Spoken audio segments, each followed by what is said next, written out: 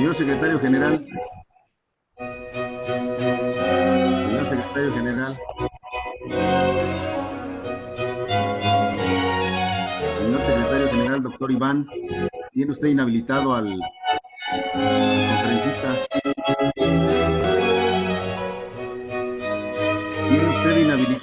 Rosita, doctor Iván.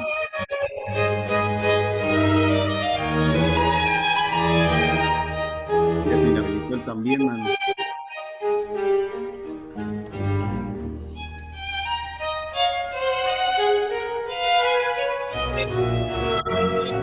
Que no me permite iniciar video. Doctor Iván, a ver, cuélgale y ahorita para marcarle, ¿sí? Yo te estoy escuchando aquí. Sí, lo sé. En el iPad.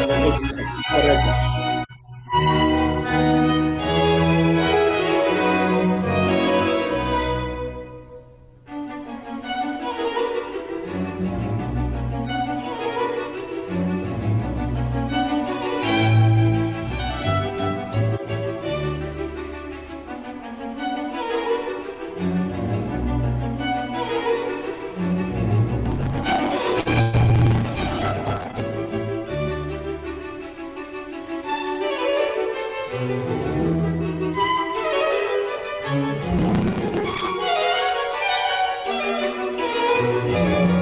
Iba a decir,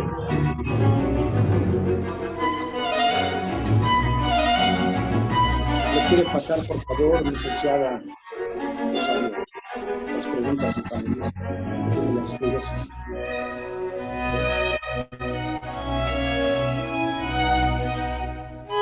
Ahorita voy a desconectar mi celular.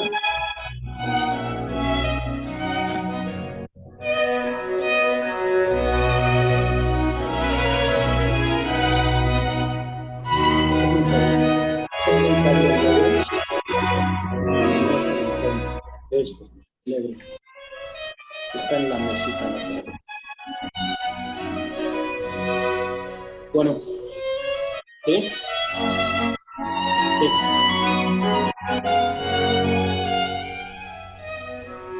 No. No, porque dice, no puede iniciar su video porque el anfitrión lo inhabilitó.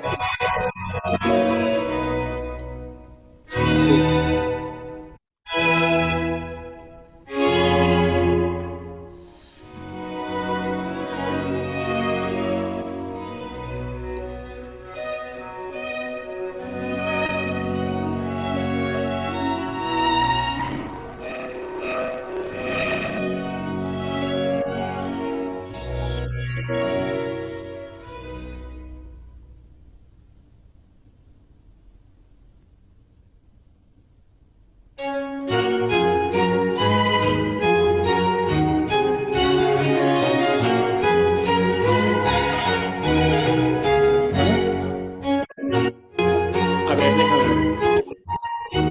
Es que no puedo.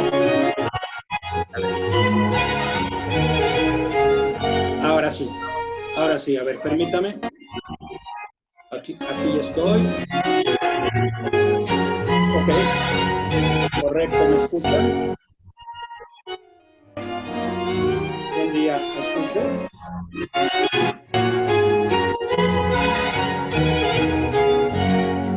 Buen día. Sí. Ahí ya me escucho, ¿verdad? Correcto. Sí, gracias.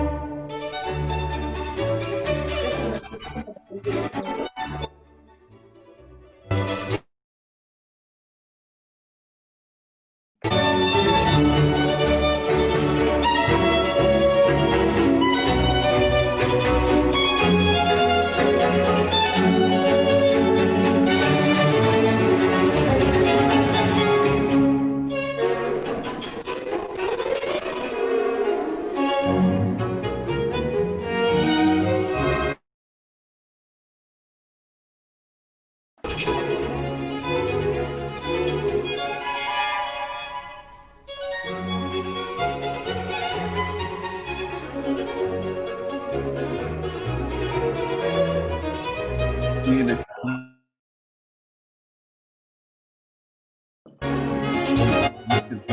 gracias.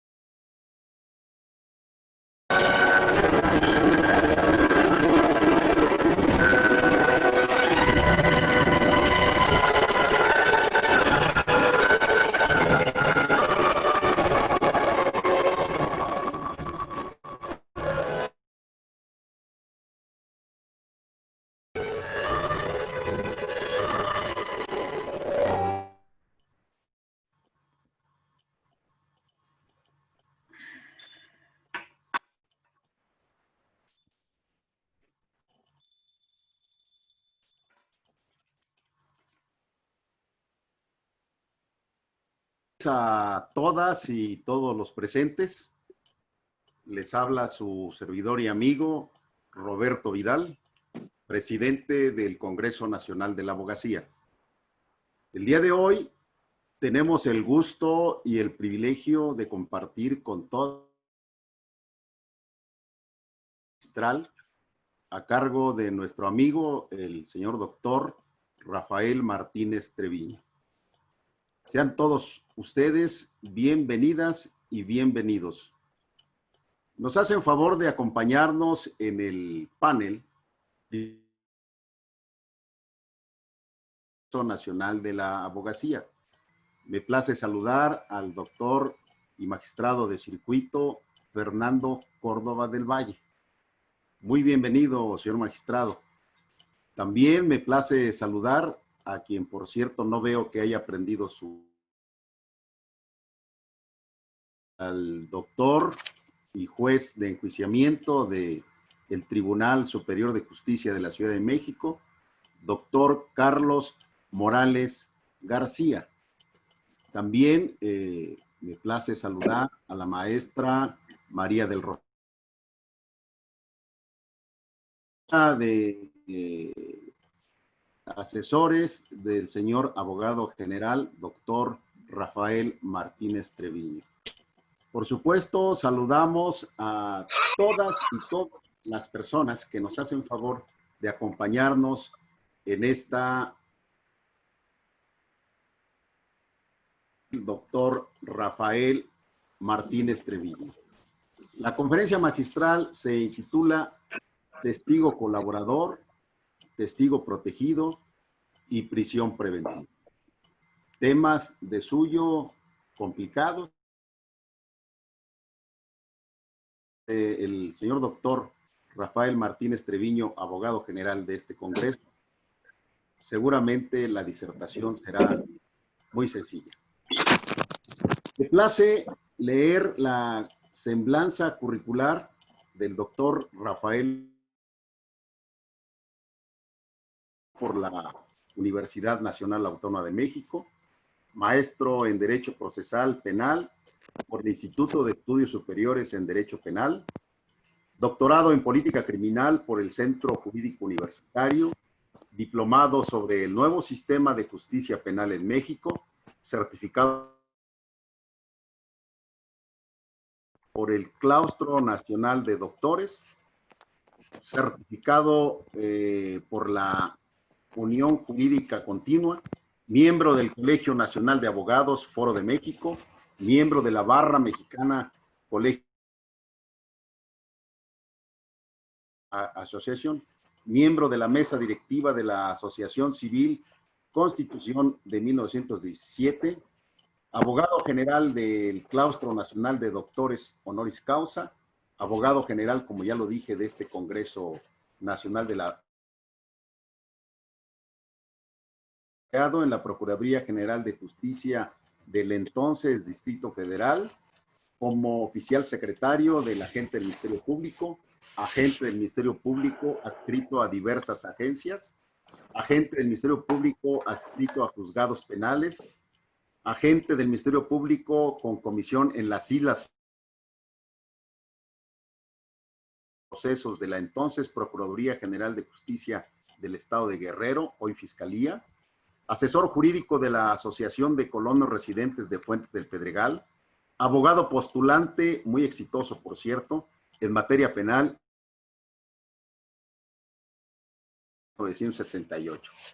Conferencista en diversos temas, derechos humanos y reforma constitucional, la tortura y el protocolo de Estambul, trasplante de órganos, ley federal en materia de trata de personas y la Convención de Palermo. Debate sobre reformas al artículo 19 constitucional en materia de prisión preventiva justificada y prisión preventiva oficiosa.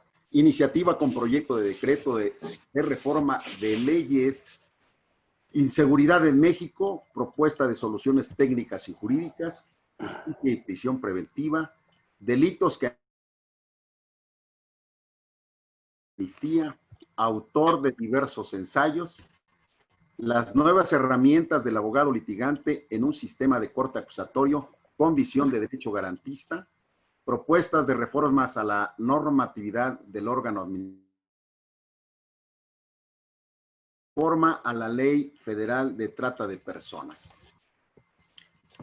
Para asistir al doctor Rafael Martínez Treviño en las preguntas que los asistentes le hagan, estará y la licenciada Alejandra Trejo Castillo.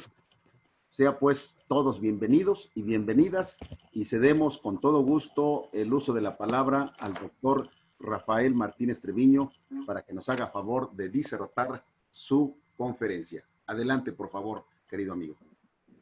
Muchas gracias, señor doctor Roberto, que me hace para dar esta plática, la cual espero sea del agrado de usted y de todas las personas que nos honran con su presencia. No repito a ninguno de ellos para entrar en tema. Y presidente del Claustro Nacional de Doctores Honoris Causa. El tema que hoy nos ocupa, sí, para no entrar en más preámbulo, es el testigo colaborador, el testigo protegido. ¿Por qué se decidió dar esta plática con este tema tan interesante? Fue en virtud de los momentos en que estamos viviendo, sin que evidentemente toquemos ningún asunto en lo particular, sino exclusivamente será una plática desde el punto de vista estrictamente jurídico particular. Mucho se habla de este tema, mucho se refiere del testigo colaborador, mucho se dice del testigo protegido y suelen confundir ambos conceptos. Sin embargo, no es lo lamentable que se confundan. Mientras unos se escriben en determinadas leyes, otros los menciona el Código Nacional de Procedimientos Penales, pero en ningún momento implican lo mismo. El testigo colaborador y el testigo protegido.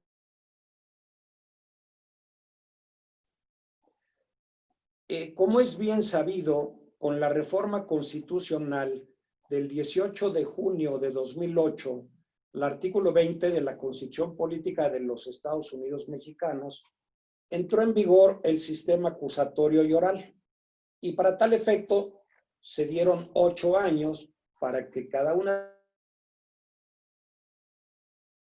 tema y evidentemente tratándose en materia federal también. Con fecha 16 de junio de 2016, en materia federal fue acogido el sistema acusatorio y oral. Con ello no quiere decir que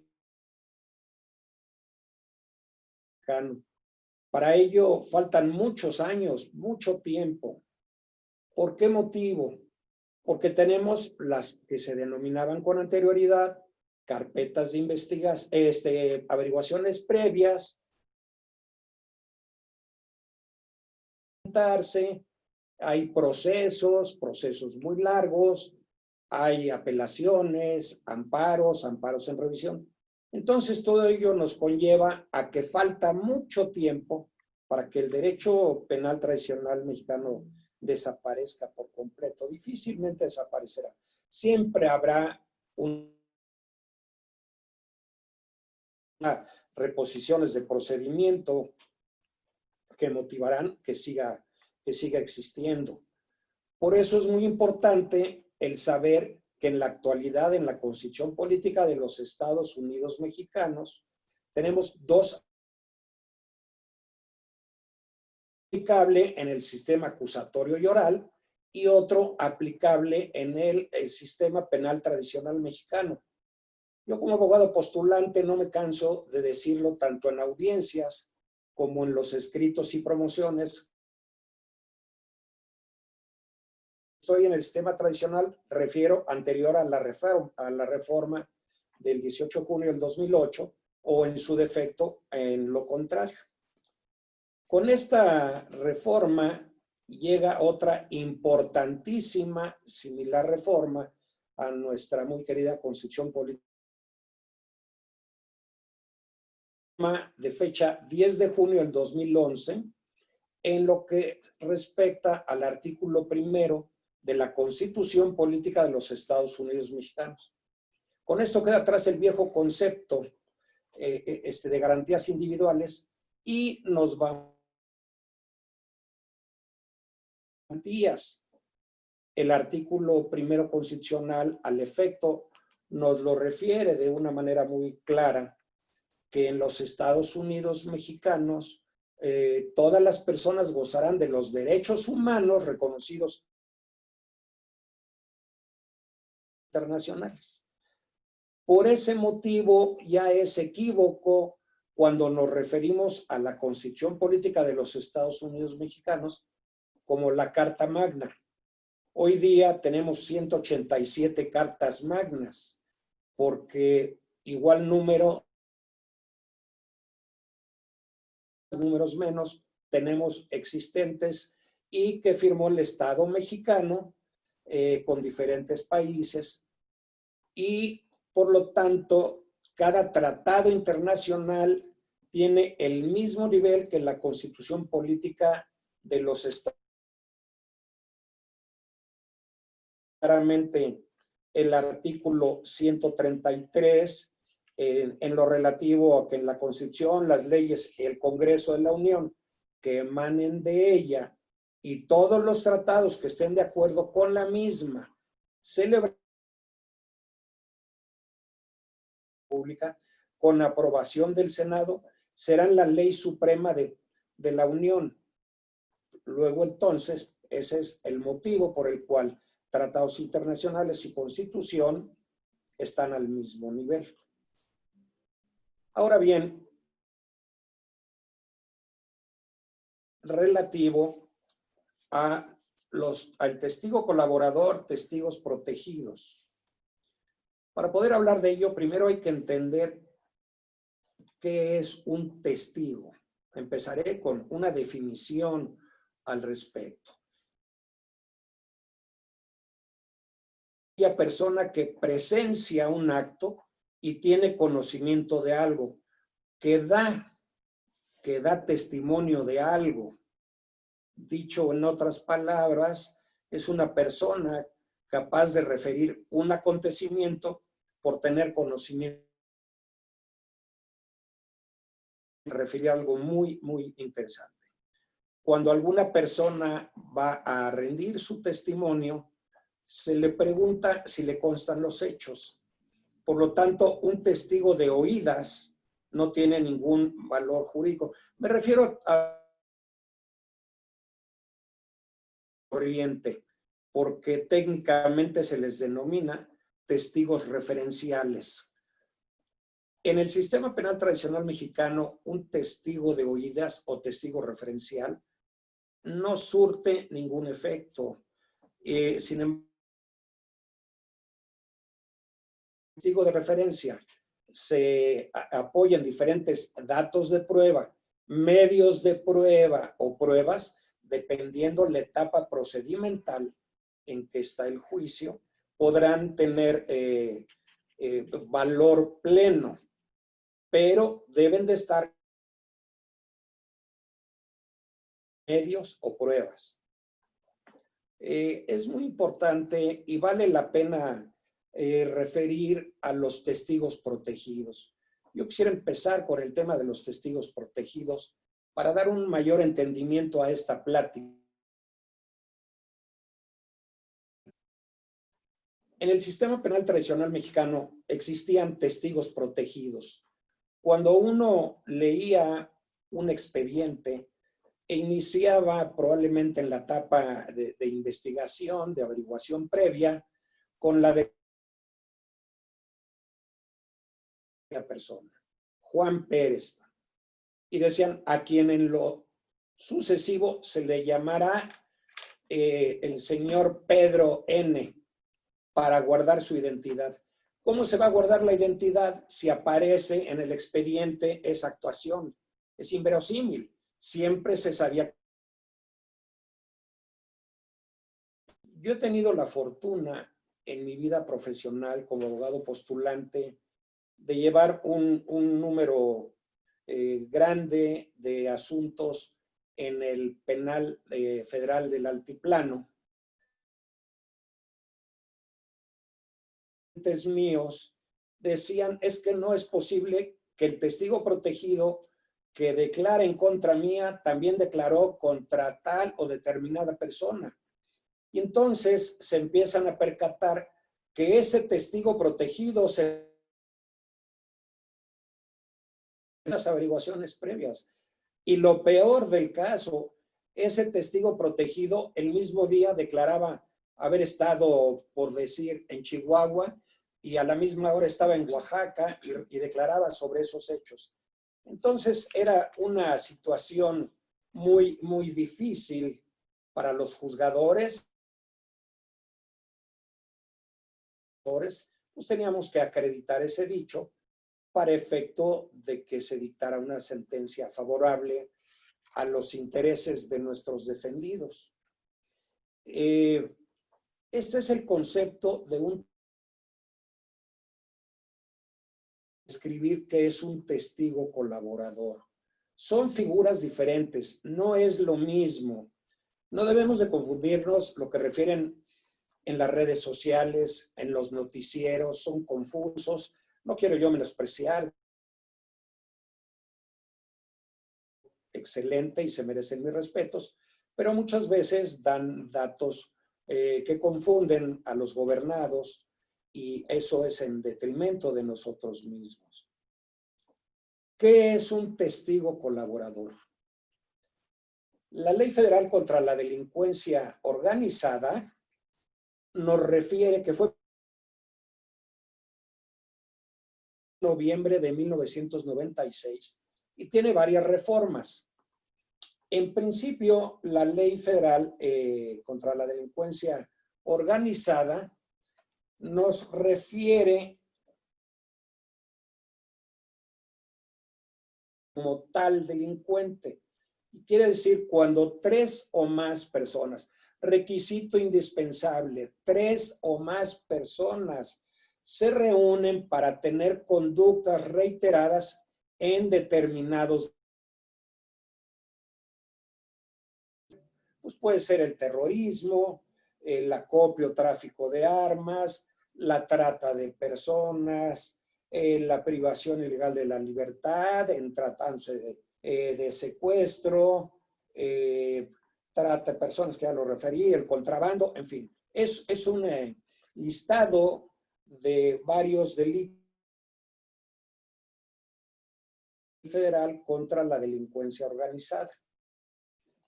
Ahí en esta ley federal aparece y tenemos la figura del testigo colaborador. El protegido ya lo referí. Ahora vamos a platicar nosotros del testigo colaborador. En el artículo 35 de la Ley Federal contra la Delincuencia Organizada y en lo siguiente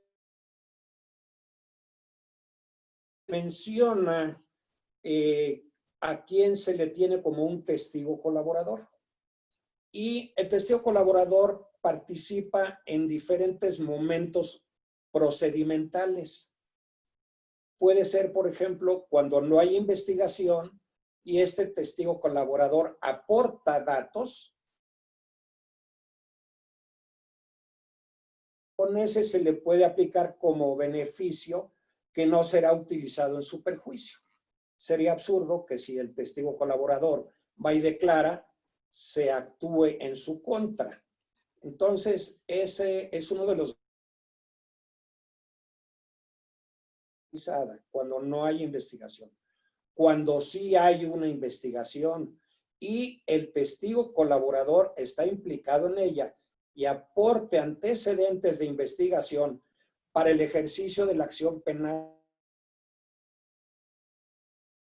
procedimental. Aquí ya estamos en el ejercicio de la acción penal y aporta datos contra otros miembros de la delincuencia organizada. En ese caso, la pena que le correspondería por el delito cometido por él podría ser reducida hasta las dos terceras partes. Es activa para un delincuente el acogerse a los beneficios del testigo colaborador. Y continúan los beneficios que concede la Ley Federal contra la Delincuencia Organizada para aquellos miembros cuando durante el proceso penal aporten elementos para condenar a miembros de la misma.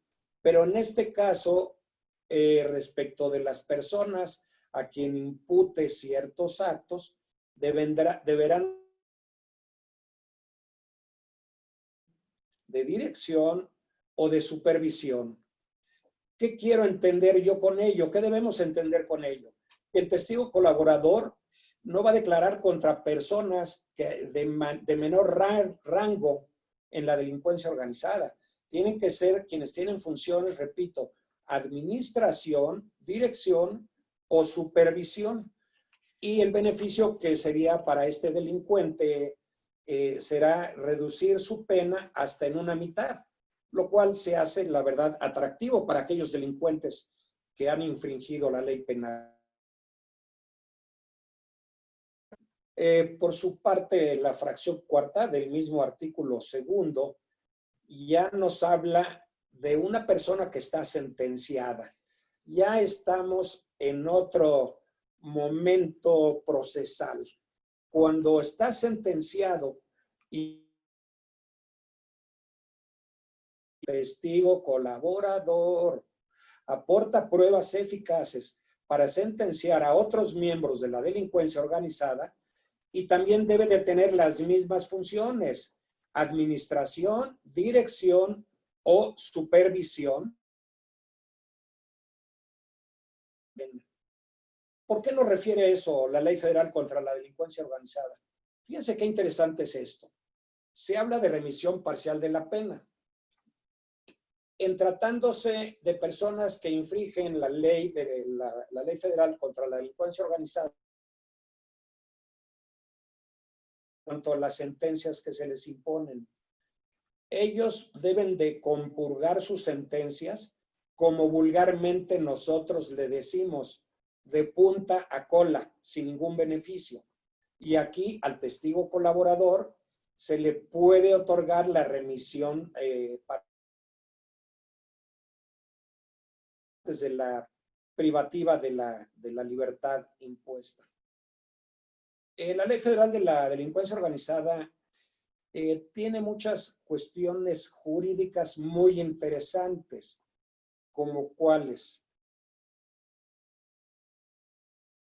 Puede dar una recompensa para aquella o aquellas personas que tienen orden de aprehensión y que aportan datos para lograr la detención.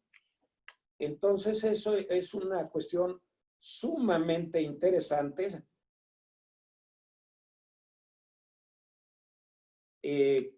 una recompensa para quienes hablan respecto de la conducta, para quienes aportan datos para detener a estas personas y que puedan ser sujetos de un proceso penal. Voy ahora a proceder a platicar Nacional de Procedimientos Penales. Esto es muy interesante porque con el sistema acusatorio y oral se implementa tiempo después el Código Nacional de Procedimientos Penales, que se aplica como adjetivo a aquellos procesos. En tratándose de testigos, el Código Nacional de Procedimientos Penales nada más nos refiere por el artículo 367 respecto al del testigo y sus familiares, en donde el Ministerio Público o el mismo órgano jurisdiccional puede pedir medidas procedentes de protección para ellos, pero también hay medidas de protección para las víctimas, los ofendidos y, como bien nos toca el tema, y para los testigos. No nos refiere nada en relación con los testigos, pero ¿qué aparece en cuanto a ello, en cuanto a quien proporciona datos para perfeccionar o juicios, procesos en el sistema acusatorio? El artículo 256 del Código Nacional de Procedimientos Penales nos refiere diversos unidad. Esto es algo muy interesante. ¿Qué es un criterio de oportunidad? Son diversas alternativas que la ley concede a aquellas personas que están relacionadas con un hecho sancionado por la ley penal. Y aquí tenemos en el artículo 256 del Código refiere diversos momentos procedimentales. Por ejemplo, cuando el testigo aporta datos durante el momento de prescindir de la acción penal. Se podrá prescindir de la acción penal, pero el requisito indispensable para ello es que se haya reparado el daño. Sin embargo, si no atractivo tendrá para un testigo el declarar o referir a diversas personas que cometen conductas sancionadas por la ley penal. Al efecto, la fracción 5 del artículo 256 nos dice que cuando el imputado aporta información, pero fíjense cómo cambia, ya no hablamos de testigo, aquí estamos hablando de un imputado que aporta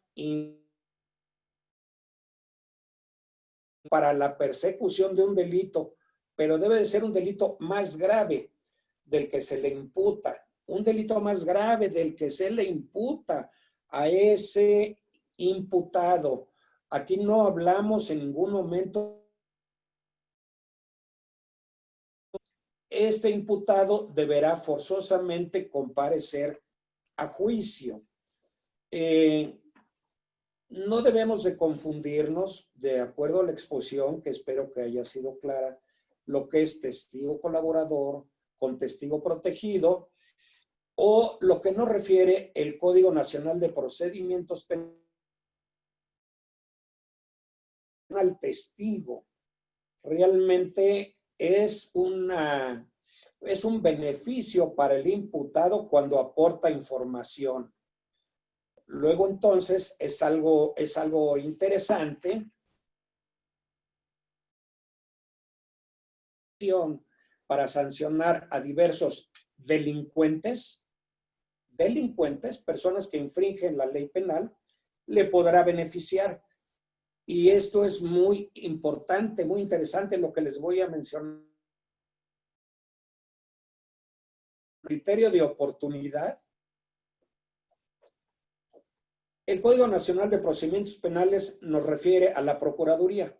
Hoy le debemos de denominar Fiscalía, en base a las reformas. Le podrán otorgar el desistimiento de la acción penal.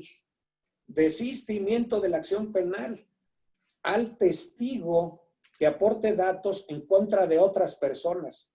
Fíjense qué interesante es este tema, muy interesante.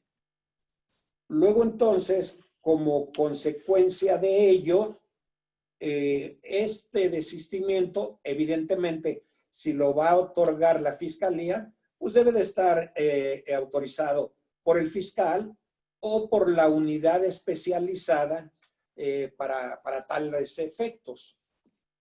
Es un tema muy interesante y de actualidad por cuestiones jurídicas que se viven. No quiero hablar de casos concretos, no vamos a hablar de casos concretos, pero en el ejercicio profesional, tanto de la abogacía como los servidores públicos, como el señor magistrado que nos está acompañando, el señor juez, el magistrado Fernando Córdoba del Valle, el señor juez Carlos Morales, que son gentes muy capaces. Ellos deberán hacer razonamientos y valoraciones en base a lo que yo he comentado.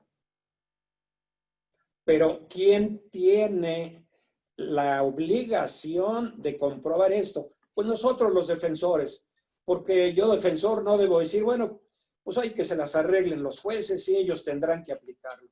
No, yo como abogado postulante, si defiendo, deberé de aportar los elementos para mi defensa. Y si estoy acusando, pues la carga de la prueba es para la parte acusadora para aportar datos de prueba, medios de prueba o pruebas, dependiendo cada uno de los momentos procedimentales. La aplicación de los criterios de oportunidad, como dije, en el artículo 257 del Código Nacional de Procedimientos Penales, extinguen la acción penal. Entonces pudiera ser algo muy interesante para un delincuente que ha nada más se viola a las personas. Violentado la ley. Para quien ha infringido la ley y entonces aporta datos para una investigación eficaz de un delito más grave. No tiene que ser del mismo nivel del que cometió este delincuente. Tiene que ser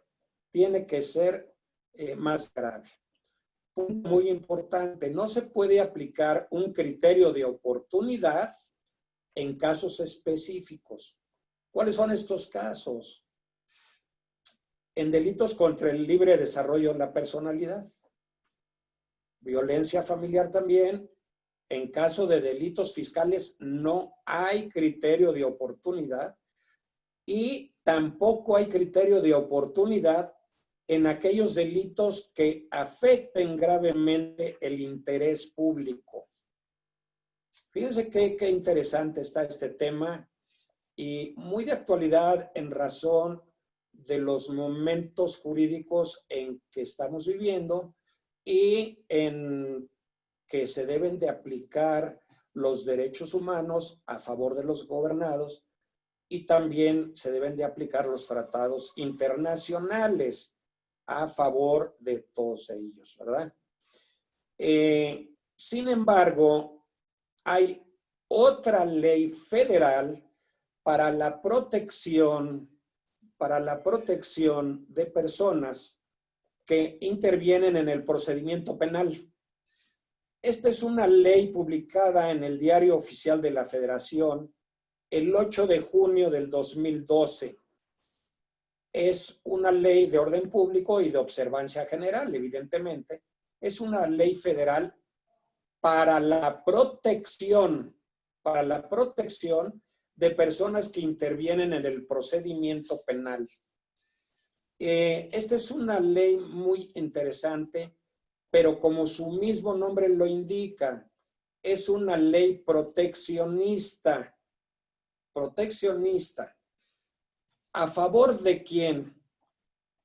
Aquí se habla de varias figuras. De testigo colaborador en esta ley federal para la protección a personas que intervienen en el procedimiento penal. Podrán ser testigos colaboradores una persona integrante de la delincuencia organizada. Entonces nos regresa a esta ley federal para la protección a personas que intervienen en el procedimiento penal, nos regresa a la ley federal contra la delincuencia organizada y evidentemente con todas las facilidades. Pero esta ley, tenemos en esta ley algo muy interesante. No aplica nada más como beneficiario en delincuencia organizada. También le llama asociación delictiva, que evidentemente es una asociación delictuosa, en donde también esta ley nos remite al Código Nacional de Procedimientos Penales. Un breve, minucioso estudio. Un breve no es un estudio de fondo, porque aquí pudiéramos estar muchas horas y las personas que amablemente nos escuchan pues se van a aburrir. Pero creo que esto es algo muy interesante jurídica y en la vida jurídica del país. ¿Por qué motivo? Porque esta ley federal para la protección a personas que intervienen en el procedimiento penal pueden ser beneficiarios de un criterio de oportunidad. Nos regresa al artículo 200 procedimientos penales. ¿Y qué nos dice el 256? Insisto, no nos habla del testigo, nos habla del imputado. Eso lo debemos nosotros que tener nosotros. En el sistema penal tradicional mexicano también tenemos el tema relativo a los testigos, a las víctimas y ofendidos del delito.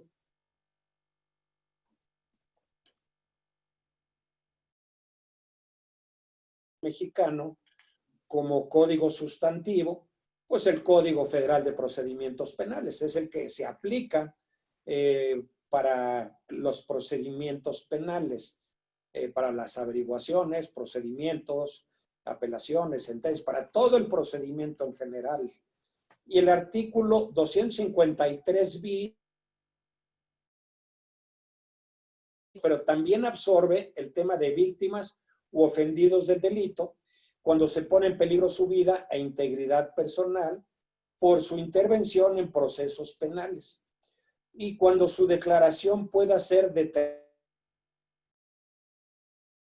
proceso penal, ya sea para absolver o para condenar a una persona relacionada con estos hechos. Con ello he dado ya una pequeña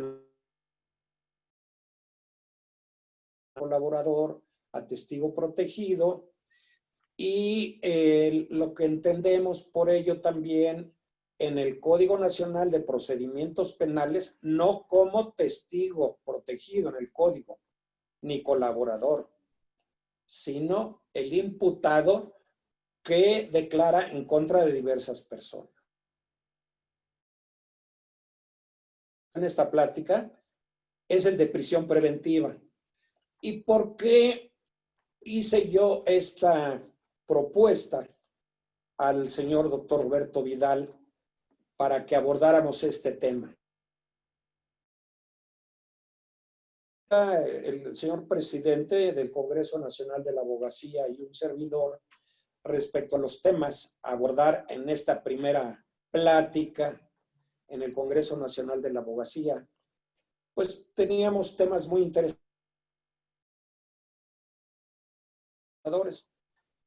Y no sabíamos, en una semana que estuvimos platicando ese tema, de la cuestión relativa a la prisión preventiva, que en los 2 últimos o 3 días anteriores se ha hablado y en los medios de información que distorsionan lamentablemente por el desconocimiento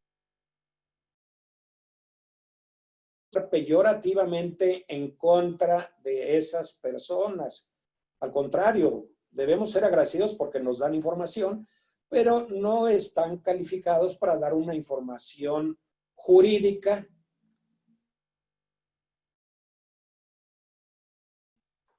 ¿Qué es la prisión preventiva? La prisión preventiva es el tiempo que debe estar una persona que está relacionada con hechos probablemente constitutivos de delito durante la etapa de eso o sentencia, cuando la sentencia en sí es impugnada y estamos en una apelación, cuando estamos en un amparo o en una revisión, y entonces hablamos de prisión preventiva.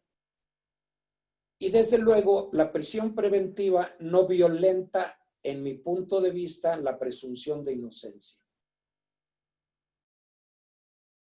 Vamos a entender. La presunción de inocencia es que se tenga a una persona como tal durante toda la secuela del procedimiento, hasta en tanto se dicte una sentencia condenatoria en causa ejecutoria. ¿Qué quiero decir con ello? Es una sentencia que queda firme y no admite ya ningún recurso, ninguna apelación, ningún amparo. La persona va a tener el carácter de tal, no después, porque después ya o fue absuelto o fue condenado, entonces ya no podemos hablar de presunción de inocencia. Ya hay penal plena. Ya no hay presunción de inocencia, o si es absuelto, pues ya no hay ninguna responsabilidad de ninguna naturaleza. La prisión preventiva, de acuerdo a la reforma, al artículo 19 Unidos mexicanos, es aquella que se impone, la oficiosa, como su nombre lo indica, que los juzgadores la deben de imponer de oficio, infringido la ley penal, y no tienen derecho a libertad provisional durante la secuela de sus procesos. No debemos de confundir prisión preventiva oficiosa con prisión preventiva justificada. La prisión al órgano jurisdiccional para efecto de que la persona que está relacionada con un hecho comisivo de un delito sancionado por la ley penal no tenga derecho a libertad. Y esa la solicita y la debe de justificar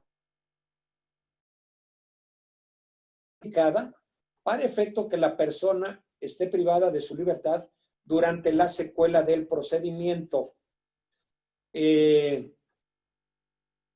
Se dice que puede ser fácil desvirtuar una prisión preventiva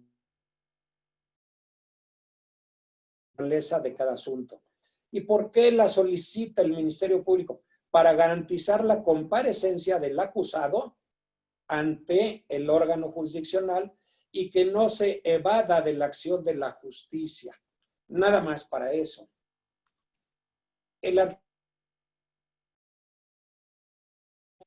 La última de ellas fue la del 12 de abril del 2019.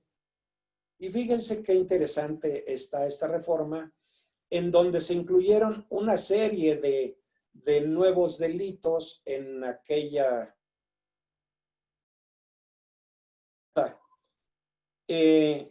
Se agregaron el robo de casa habitación. Yo considero un error de redacción porque no se van a robar la casa, van a robar a la casa. Es robo a casa habitación, no es robo de casa habitación.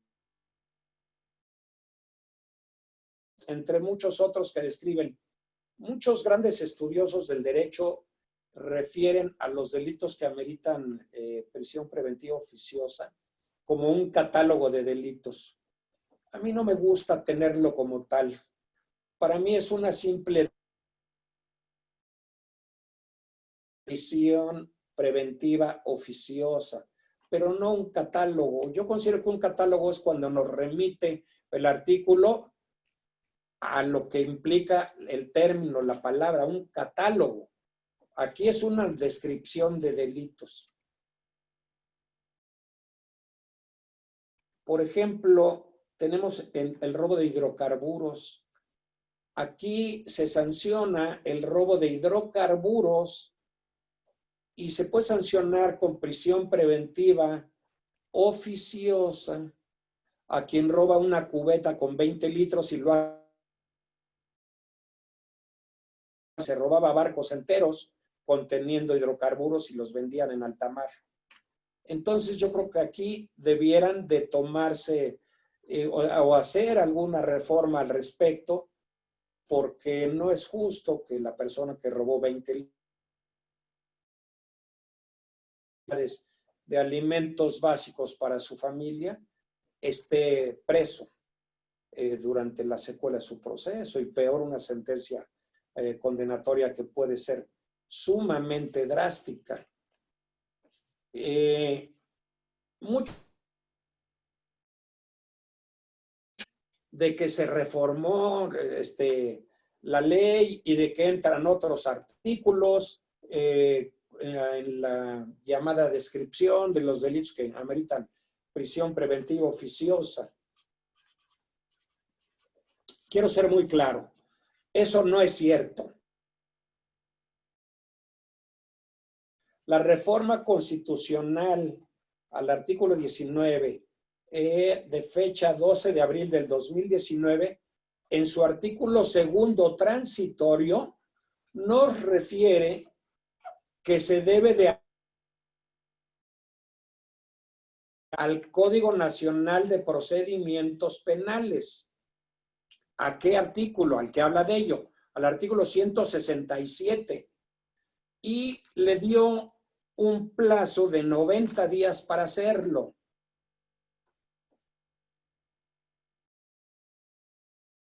$90 días para hacerlo. Pero ¿qué sucede? Esos 90 días, si la reforma fue del 12 de abril del 2019 y contamos 90 días, pues estábamos hablando de 90 días a partir de abril.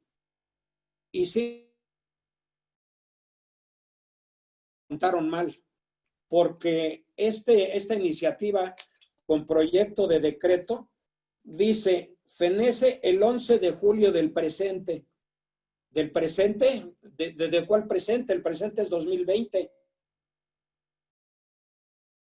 El 11 de julio del pasado 2019. Pero lo hacen, lo digo con mucho respeto, para no exhibir la omisión de no haber adecuado los delitos que ameritan prisión preventiva al artículo de procedimientos penales. Y esto no quiere decir por ningún motivo que haya nuevos delitos. Son exactamente los mismos.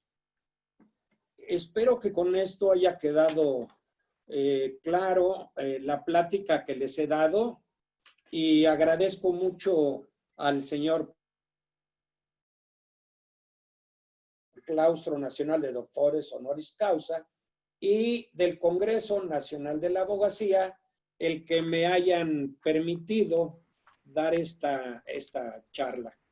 Muchas gracias, señor doctor.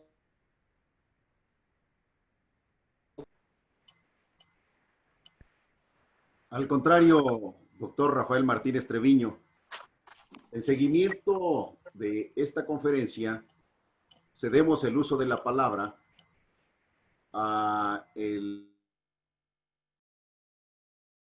magistrado de circuito del Poder Judicial de la Federación para que nos haga favor de hacer una pequeña relatoría y alguna pregunta al conferenciante.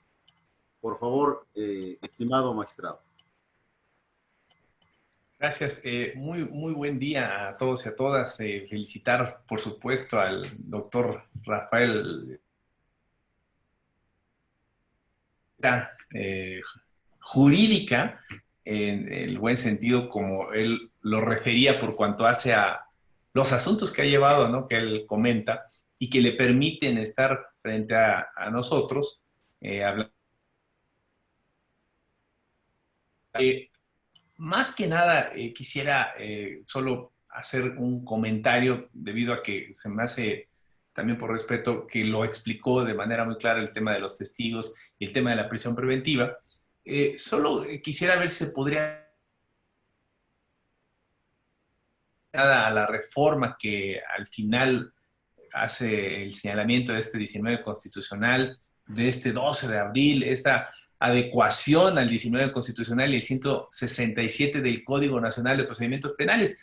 Lo comento porque independientemente de que se pueda o no compartir la cuestión de la prisión preventiva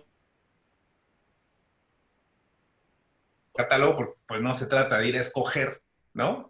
Sino simplemente es un listado. Pues bueno, ver la incongruencia que se ha dado, yo siempre he buscado cómo en ocasiones nuestra Constitución, nuestros penales chocan entre sí. Yo tengo que estar a lo que dice la Constitución con temas como supremacía constitucional, tratados internacionales o supremacía de los derechos humanos. Pero aquí el legislador no se puede equivocar y no debe equivocarse porque estamos hablando de la libertad, aunque sea de manera preventiva, a una persona. Doctor Rafael, muchas felicidades. Más que hacer o abundar sobre el tema que ya hizo, lo cual lo felicito mucho, pues me interesaría que, siguiendo con ese tópico, nada más nos aclarara este aspecto. Gracias. Sí, con mucho gusto. En el artículo 167 del Código Nacional de Procedimientos Penales y conforme a la adecuación que están haciendo, hay algunos cambios que hacen, por ejemplo, en lo relativo al delito de previsto en el artículo 381 bis, cuando se realice con medios violentos. Sin embargo, yo esta adecuación la veo incorrecta porque superior a la ley superior, y en este caso la ley superior es la Constitución Política de los Estados Unidos Mexicanos, que únicamente refiere robo de casa habitación. Insisto, mala la redacción. Debe ser robo en casa habitación, ¿verdad? Pero siento que los juzgados tan expertos como ustedes, señor magistrado, pues deben decir, si yo veo aquí alguna diferencia en la adecuación al 167 del Código Nacional de Procedimientos Penales, tengo que irme a la Constitución y al se haya dado respuesta a la interrogante. Es correcto y gracias. Y además, bueno, uno como juzgador, al ver luego estas cuestiones que el legislador se falla, pues claro. De hecho, algo que hay que señalar es la sencillez con la que tenemos que, y la sensibilidad con la que tenemos que redactar nuestras resoluciones, más tratándose de un tema como este de la prisión preventiva. Muchas felicidades, reitero, y muchísimas gracias también, doctor, en estos temas. Gracias. Al contrario, señor magistrado, como siempre es un gusto escucharle. Hemos reportado a nuestro anfitrión que el audio se entrecorta en algunas ocasiones. Me dice que esto se debe al tráfico de plataformas. El asunto está fuera de nuestras manos. Bien. Siguiendo el curso de esta conferencia, cedemos el uso de la palabra al doctor Carlos Morales García. Por cederme el uso de la palabra. En primer lugar, felicito al Congreso Nacional de la Abogacía, Asociación Civil, por la organización de este evento, a su presidente, doctor Roberto Vidal, y especialmente al doctor Rafael Martínez Treviño, puesto que donde ha expuesto de manera amplia todos los conceptos relacionados con esta conferencia. Mi más sincera felicitación, doctor Martínez Treviño, y quisiera solamente preguntarle, ¿qué opina usted de la 67 del Código Nacional de Procedimientos Penales? Perdón, se cortó un poco la pregunta. Me la quisiera repetir, por favor. Sí, con todo gusto, doctor. ¿Qué opina usted del artículo 167 del Código Nacional de Procedimientos Penales? Correcto. Es una pregunta muy interesante porque la adecuación, en mi concepto, en mi punto de vista, no es a la Constitución Política de los Estados Unidos Mexicanos, al artículo 19 constitucional en su segundo párrafo, porque hay algunas diferencias que hacen en la adecuación. Entonces, como yo lo comentaba, señor juez Carlos Morales García, a ser un poco problemática esta adecuación, mas sin embargo, en un humilde punto de vista, tendrá que ser acorde a la ley más alta, la ley superior, que es la Constitución Política de los Estados Unidos Mexicanos. Y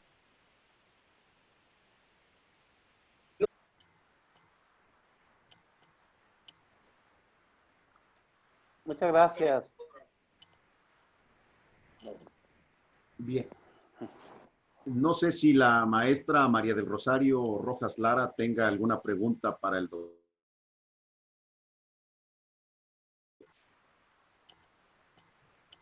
¿Qué tal? Buenas tardes. Yo quiero felicitar al maestro Rafael Martínez Treviño. El tema está muy interesante. Los conceptos que nos los ha dado son claros y definitivamente a mi maestro. Lo felicito, maestro Rafael Martínez. Muchas gracias, maestra. Muy amable. Bien. Estamos enterados de que nos escucha como asistente el general de causa, Héctor Sánchez Gutiérrez, quien es el presidente del Consejo de Honor y Justicia de este Congreso. De la misma manera, sabemos que nos está escuchando la licenciada Rosa Iliana Quiñones Rojas. Les mandamos un afectuoso saludo y esperamos que la próxima vez nos hagan el favor y el honor de acompañarnos como panelistas en este ciclo de conferencias. Preguntamos a la licenciada Alejandra Trejo Castillo si quiere.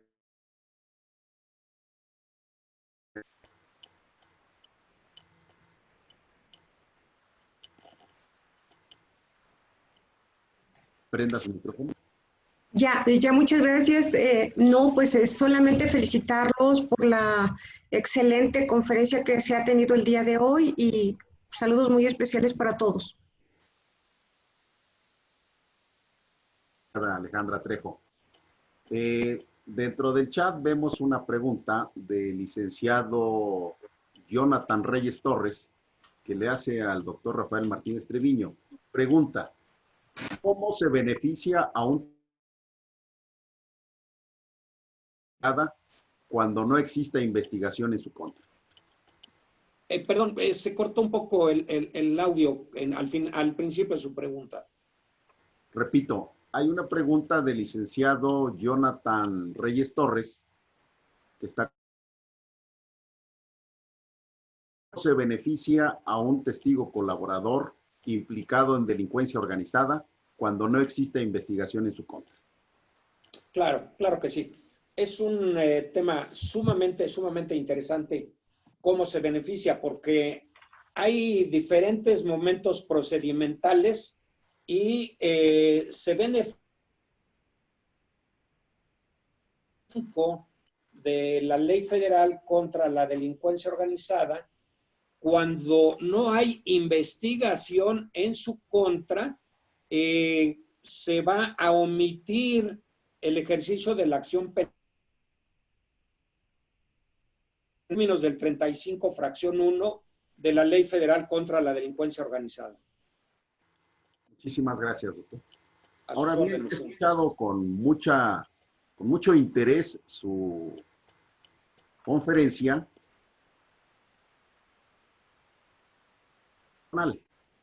En la Ley Federal contra la Delincuencia Organizada se diferencian los beneficios al testigo colaborador dependiendo de la etapa del proceso. Efectivamente, señor doctor Roberto Vidal. Se van diferenciando en atención a la anterior pregunta, por ejemplo, cuando no hay investigación, la fracción segunda nos alude cuando ya existe una investigación y después ya nos habla de un proceso penal. Y van cambiando los beneficios, por ejemplo, como yo lo platiqué, cuando el sentenciado, el sentenciado, testigo colaborador, aporta datos para que se dicte miembro de la delincuencia organizada, se le podrá dar el beneficio de la remisión parcial de la pena, derivado de que en esos delitos no existe tal beneficio, y entonces al testigo colaborador sí se le concede. Porque como lo dije, las sentencias en delincuencia organizada se deben de cumplir lo que vulgarmente conocemos como de punta a cola. Muchísimas gracias, doctor. ¿Nos puede dar su opinión por qué estas figuras de testigo protegido, como tal, en el Código Nacional de Procedimientos Penales y en el Código Penal Federal, sí existe alguno de estos conceptos en la Ley Federal de Delincuencia Organizada o contra la delincuencia? El testigo social es una figura de reciente acuñación. ¿Nos puede dar, por favor, su opinión al respecto, doctor? Sí, cómo no. Fíjese usted que en la Ley Federal para la protección a personas que intervienen en el procedimiento penal,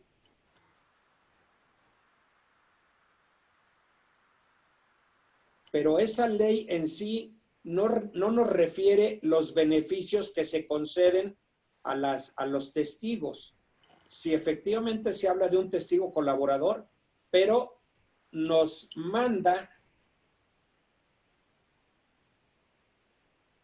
y también nos remite al Código Nacional de Procedimientos Penales, y en el Código Nacional de Procedimientos Penales, en el artículo 256, oportunidad, pero insisto, ahí no le llamamos testigo, ahí son beneficios que se conceden al imputado, siempre y cuando aporte datos para que se pueda llegar a detener, a investigar, a procesar a personas relacionadas a esa persona, es que se le va a otorgar el desistimiento de la acción penal. Entonces, si alguien está siendo procesado conforme al sistema acusatorio y oral, y en base al 256, fracción 5,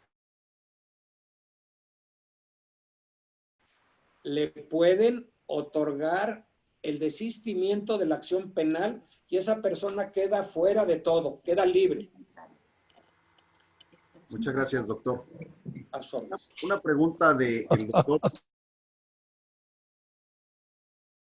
en el Código Nacional de Procedimientos Penales la ayuda a un testigo? Repito, parece que se entrecortó. Repito, ¿cómo opera en el Código Nacional de Procedimientos Penales la ayuda a un testigo? Claro que sí, claro que sí. En el procedimientos penales nos refiere en qué forma se ayuda a los testigos, pero es una ayuda proteccionista. ¿Cómo puede ser esa ayuda? A petición del Ministerio Público, la ayuda puede consistir en proporcionar elementos para su vigilancia o para su cuidado de la integridad personal, tanto de él o de su familia. En términos, repito, del artículo 363 y demás del Código Nacional de Procedimientos Penales. Muchas gracias, estimado doctor. Vemos en la pantalla a nuestro amigo, el general de división, diplomado Estado Mayor, Héctor Sánchez Gutiérrez. Querido general, no sé si quieras hacer alguna...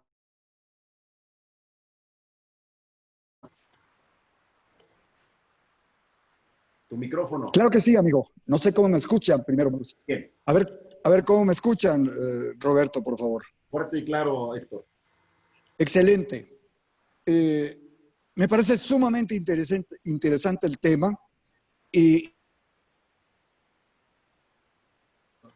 en mi computadora establecer el contacto en esta ocasión. Pero quiero hacer unos comentarios de mi experiencia cuando fui titular del Centro de Investigaciones Federales.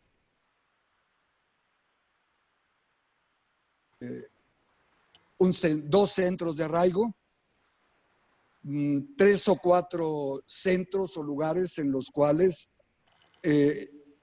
sacamos o concentramos los testigos colaboradores especialmente en Siedo con el inconveniente de que al estar en las oficinas tenían acceso con facilidad al dormir ahí dentro de las oficinas para las carpetas de investigación que se estaban manejando y regular el procedimiento. Lo retiramos, se abrieron casas de testigos protegidos, fueron custodiadas por personal de la Armada. En aquel momento le pedimos el apoyo a la Armada y tuvieron el trato de testigos protegidos. Discúlpeme si no utilizo. Eran imputados por alguna serie de delitos y se encontraban detenidos y al comprometerse a dar información con las características que allá tan ampliamente lo hizo doctor, ellos trabajaban y daban información en centros de testigos protegidos. Los testigos colaboradores eran personas que no tenían,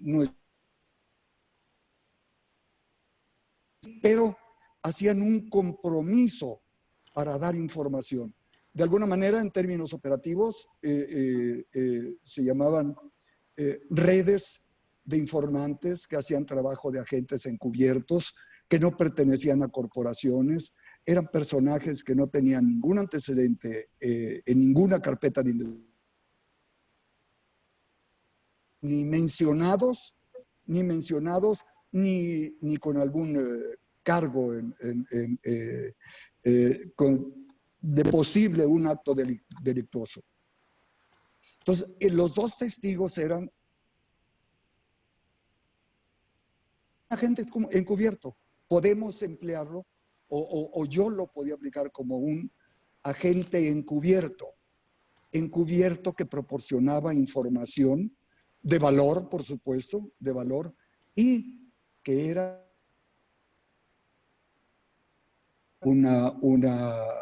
y que estaba autorizado para entregárselo a ellos.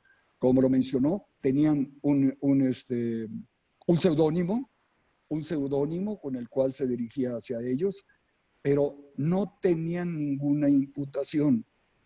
No estaban en ninguna carpeta de agentes encubiertos en esencia. Además tenía los dos centros de arraigo. Los centros de arraigo es la figura anterior a esta prisión preventiva que se ha estado mencionando en ese contexto. ¿Me escuchas? ¿Se sigue escuchando, Roberto? Sí, sí se escucha. Querido Sí. Héctor, si te centras en una pregunta concreta hacia el doctor, por favor.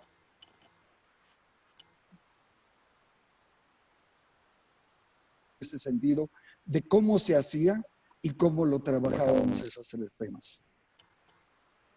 Los cambios sobre la actualización de la ley, no estoy enterado, pero tuve la oportunidad de escucharlo durante la plática y lo único que te pedí fue hacer esta reflexión aprovechando la experiencia que tuve en el centro de...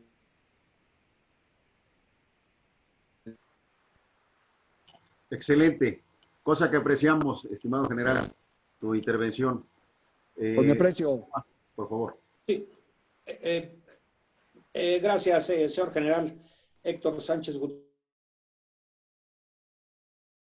Vivir parte de aquello que usted menciona, porque en algunas ocasiones yo defendí a personas que se encontraban arraigadas tanto en domicilios. Yo acudí a la colonia del Pedregal de San Ángel, sí, donde me daban acceso a platicar con mis defendidos. Una dama era incluso en aquellas épocas la que estaba relacionada con una averiguación previa de aquellos ayeres, y me daban perfectamente el acceso. Y después tuve en la colonia Doctores, si mal no recuerdo, que es donde los tenían. Muy atinado su comentario, señor general Héctor Sánchez Gutiérrez, y yo corroboro la veracidad porque yo viví ese tema con...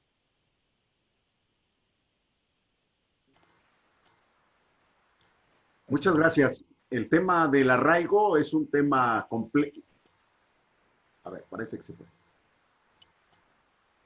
El tema del arraigo es un tema complejo que da para otro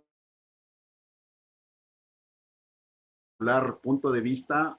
Cuando se constitucionalizó el arraigo, se constitucionalizó lo inconstitucional, tanto que hoy día han desaparecido nuevamente esa figura en nuestra Constitución. Da para muchas reflexiones que habrá. Siguiendo con el curso de esta conferencia, recibo otra pregunta del doctor Iván Hurtado, donde le pregunta a nuestro conferencista que si además de la Ley Federal contra la Delincuencia Organizada, se aplica la...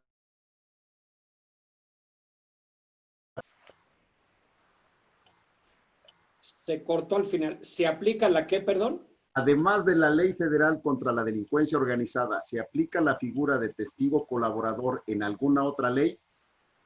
Sí, sí, cómo no. Se aplica en la Ley Federal para la protección a personas que intervienen en el procedimiento penal. Ahí se aplica, pero esa ley federal, que es una ley de observancia de orden público y de observancia general, nos remite a la Ley Federal contra la Delincuencia Organizada y al Código Nacional de Procedimientos Penales en los criterios de oportunidad en cuanto al último, y a la Ley Federal contra la Delincuencia Organizada en las facilidades que se le dan al testigo colaborador. Bien, nos pregunta el maestro Marcos Rosas, asistente a esta conferencia, que si en la Ley Federal para la protección de personas que intervienen en el procedimiento penal se aplica únicamente en delitos de delincuencia organizada, como en el caso de la Ley Federal contra la Delincuencia Organizada. Es pregunta, querido doctor. Sí, Una pregunta muy interesante. Y basta observar el artículo segundo en su fracción 10, en el segundo párrafo. Ahí nos está refiriendo que el testigo colaborador puede ser cualquier persona que haya intervenido o sea integrante de la delincuencia organizada, pero también ahí nos habla ya de otro delito o de una asociación delictiva. Ya no nomás nos habla de delincuencia organizada, sino también nos refiere una asociación delictiva. Muchísimas gracias, doctor. Bueno, sin otra cosa que tratar, debo de manifestarles a los asistentes que todas las preguntas que se recibieron en el chat habrán de ser transmitidas al doctor Rafael Martínez Treviño para que en tiempo y oportunidad les dé respuesta. No me resta más que darle las gracias a todas y cada uno de ustedes por su grata presencia. A los asistentes, desde aquí les envío un abrazo muy afectuoso. Por supuesto, nuestro agradecimiento a tan distinguidas personalidades que hoy nos hicieron favor y nos hicieron el honor de acompañarnos. Al doctor Fernando Córdoba del Valle, como lo dije anteriormente, magistrado de circuito del Tribunal Superior de la Federación, al doctor Carlos Morales García, juez de enjuiciamiento del Tribunal Superior de Justicia, a nuestro querido amigo, el general de división, diplomado de Estado Mayor, Héctor Sánchez Gutiérrez, a la licenciada Rosa Iliana Quiñones Rojas, también juez o jueza de enjuiciamiento del Tribunal Superior de Durango, quien sabemos está entre los asistentes, a la licenciada Alejandra Trejo Castillo, a la maestra María del Rosario Rojas Lara, un saludo muy cordial a todos ustedes. Les deseo pasen un feliz día, no sin antes notificarles que hemos recibido la triste noticia de la partida de un compañero académico de la Facultad de Derecho de la Universidad Nacional Autónoma de México, el doctor Luis Escobar Over, a quien desde aquí enviamos nuestras condolencias a toda su familia y a todos sus amigos.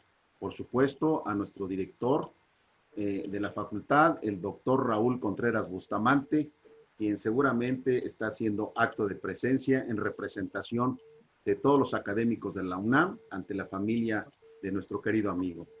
A todos ustedes les deseo pasen un feliz día, muchas gracias y espero verlos pronto. Hasta pronto. Hasta pronto.